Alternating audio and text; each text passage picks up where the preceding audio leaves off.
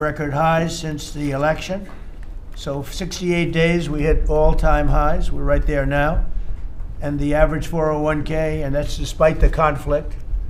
I don't call it a war, I call it a conflict. Despite the conflict with Venezuela, who no longer has a Navy, no longer has an Air Force, no longer has a lot of people that were leading the country into very bad places. Their leadership is gone. Their second rung leadership is gone, and we're dealing with their third, half of their third, because half of their third is gone too. The average 401k is up almost $30,000 since I took office.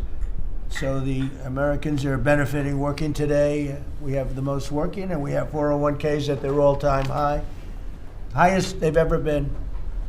And that goes along with the stock market, which is the highest it's ever been. Under my most favored nation agreements, this is something that I wish the media would talk about, because to me it's one of the biggest things ever to happen in our country.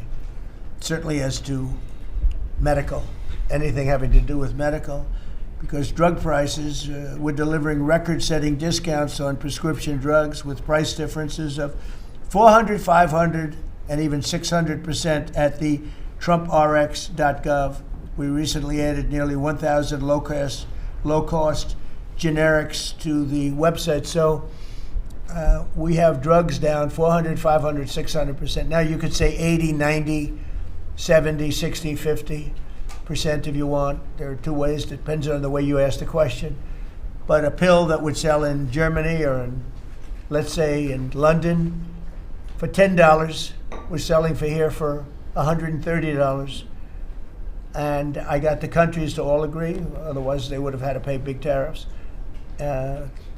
I don't want to go into it, but I had some very interesting discussions. They said vehemently no, and then when I said, that's all right, we're going to charge you a 50% tariff on everything you sell into America, they said, well, like we said, we'll say yes. And every single country agreed, and every drug company agreed. So we have most favored nations. So we were paying the highest drug prices in the world. Now we're paying the lowest drug prices in the world. So that pill that I talked about would go from $10 to $20. The world is bigger than the U.S.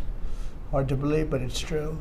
So it's not like you cut it in the middle. You just had to go up a little bit, but a little bit is a doubling of a price, so a little bit's a lot. So the pill would go from $10 to $20, and we'd go from $130 to $20. Think of that.